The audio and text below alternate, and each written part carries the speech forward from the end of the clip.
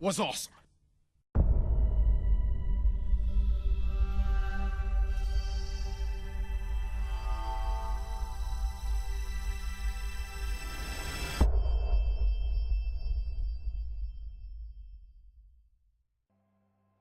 How's it going, guys? Tony from honestgamesreviews.com. Today going to take a little look at Battlefield Hardline, which was released last week.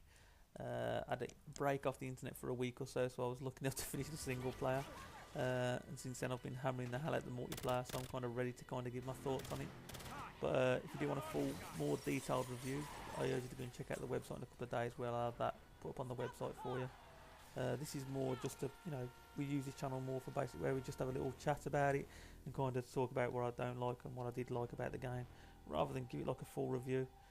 Albeit we are, there is a review in the name of the channel, but I think people are confusing that we actually do reviews where basically it's just more us putting gameplay for the website on this channel. And just now and again we'll do videos where we do like little thoughts, how we thought about it, rather than giving them full reviews. So yeah, back on track. We'll talk about Hardline today. We'll talk about the single player first, which in truth was not that mind blowing after finishing it. From the trailers leading up to it all, I was kind of expecting a lot from it. It was kind of billed as this kind of American cop show, episodic, 10 episode series that we were going to get. So I was kind of expecting that, I suppose more explosions and stuff like that. But what was left was kind of like I suppose a pretty bland experience. It felt very slow compared to other shooter campaigns that we've had out there in the past. There was a story behind it. It was kind of a story of like corruption, like I said, drugs. You play Nick Mendoza, who's kind of like this rookie cop who kind of gets put on the force, and then kind of things starts to unravel. And without wanting to spoil the story, kind of like say over the 10 episodes, you kind of go through a change in yourself, let's say. But like I say, there wasn't nothing that, thinking back of the 10 episodes, there was not like a big memorable moment that I can think of that actually made me think, wow, this is totally worthy of telling someone they must play this campaign, because, from what I'm thinking of, there isn't. But it'd have a cool couple of gadgets in there that you can play with. I mean, we've saw the scanner before in previous Battlefield games, where you can kind of, scan your surroundings to tag enemies and such.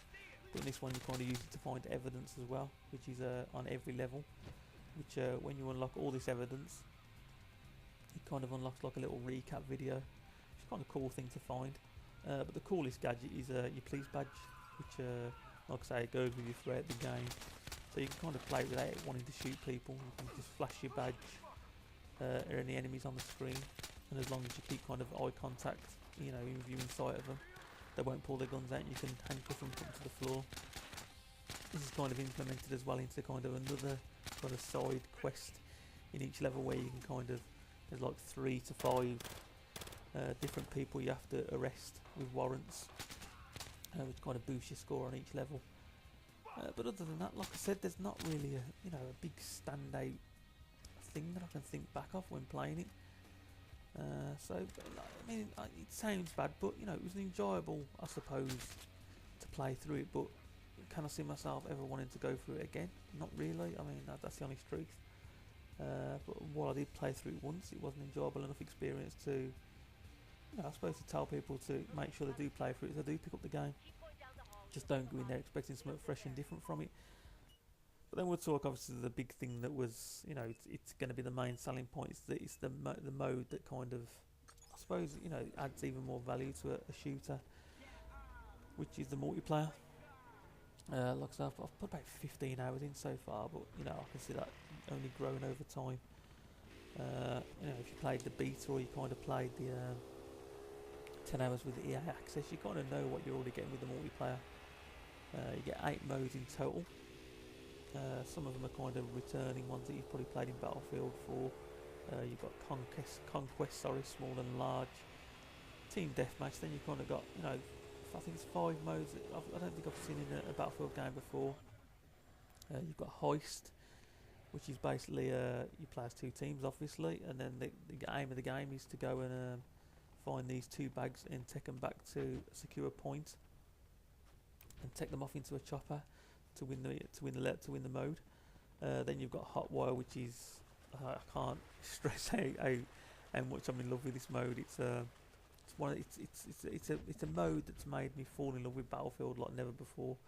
It's just so fast and frantic. It's something that Battlefield was missing from previous games for me. It was just, all the other, not Battlefield 4, it just, for me, was just lacking. That it was always felt slow and kind of, almost kind of punishing the guy who was, like the faster style of play with his assault rifle just running around trying to take people out. This kind of brings it into the Battlefield for once, whereas before it's normally, you think of Battlefield, well I used to anyway, where you think of Battlefield and it was kind of like, oh, there's a guy just sniping in the corner, hiding in a bush.